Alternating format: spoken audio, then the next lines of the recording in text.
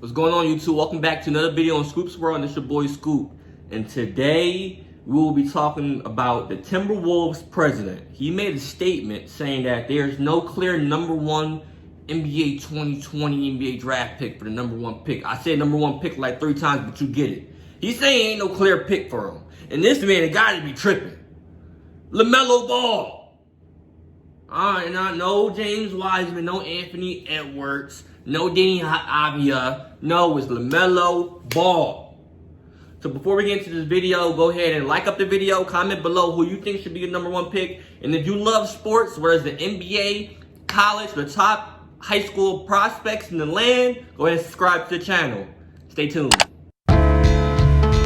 It's yours. So like I said, the Timberwolves president said there's no clear number one 2020 NBA draft pick. Let's see what we talking about, man, because I think he tripping. The NBA draft is less than a month away. Minnesota owns the top pick, but a clear choice hasn't emerged yet. GM Gerson Rosas said, quote, "There's no guy that has separated himself from the pack. The talent will rise to the top. We're confident about identifying one guy as the best guy," end quote. ESPN currently has Georgia's Anthony Edwards ranked as the top prospect, followed by LaMelo Ball and James Wiseman. The T-Wolves won the lottery 2 months ago, but are apparently still waiting. If I'm being real, the Timberwolves, they have their point guard, D'Angelo Russell. They have their 5 and Cat. So, if I'm being real and realistic, I can see the Timberwolves drafting Anthony Edwards as that combo guard next to Russell and to help feed Cat. But me, if I'm the Timberwolves president, I'm taking LaMelo Ball. He's going to bring in seats. He's a baller. He's a 6'8" point guard with a crazy handle. He can shoot. He can play make. You know what I'm saying? Hey, we can work on the defense later. But I get it. The most realistic pick for number one will be Anthony Edwards. And then for the Warriors, if they keep that pick, the most realistic for them will be James Wiseman. Because you'll have Steph at the 1. You have Clay at the 2.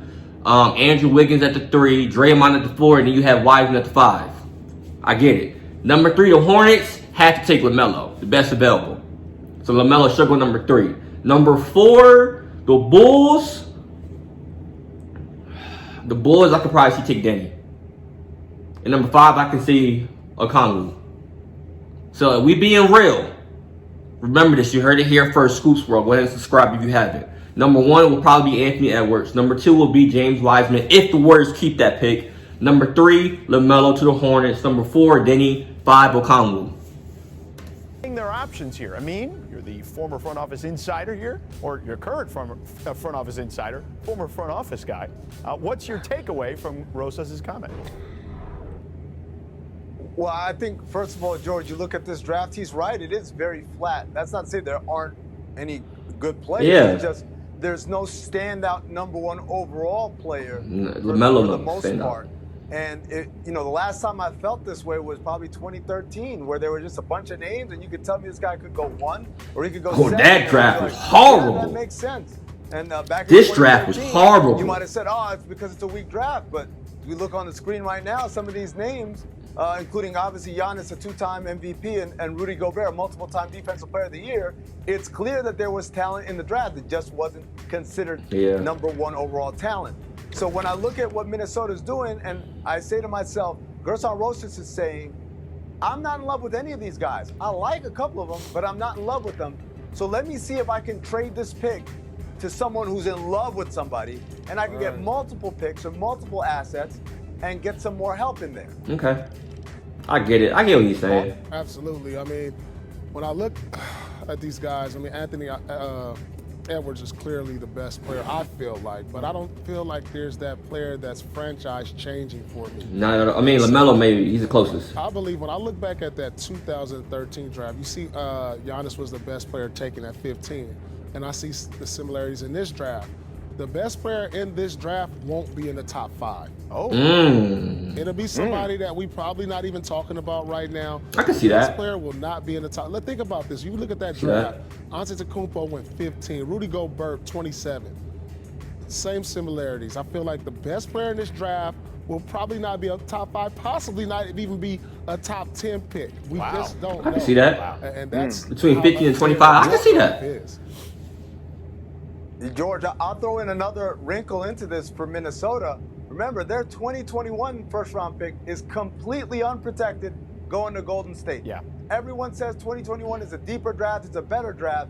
So Minnesota has an extra incentive to basically need to have someone in there who helps them win.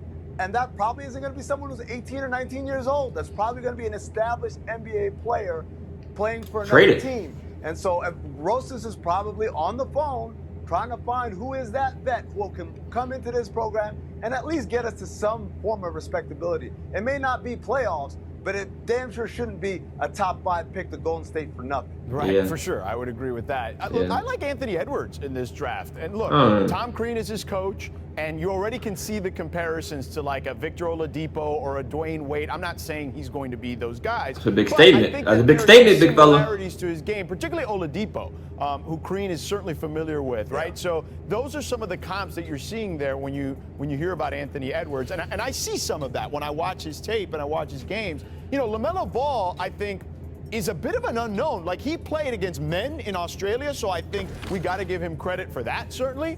But I don't know about the talent that he's playing there. Now, Amin, I'll ask you, and Paul, I'd love to get your thoughts too. Like, what type of talent is LaMelo Ball facing in Australia in comparison to the top-tier college basketball talent that he'd be facing? I think it's comparable in the sense that it's tough talent. These guys are vets and they're professionals in playing ball, but the athleticism he's seen down there is not anywhere near what he would see in college or in Europe.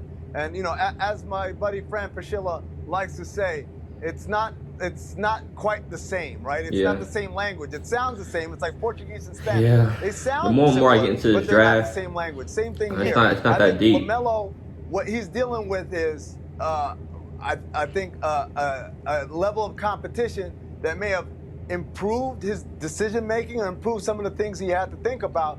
But in terms of athletically having to beat someone who with some jumps, some hops, having to finish over length, he didn't really have to deal with any of that. Yeah, I mean, I'm not really, when I look at LaMelo and I'm trying to draft it, I'm not even looking at, you know, his competition, which you have to take a deeper look at his skill set. You know, he's a guy who fits in with today's NBA. You know, we don't know sometimes when these top college guys or these look at the man's skill set. Their skill set will translate. But I do like what I'm seeing so far.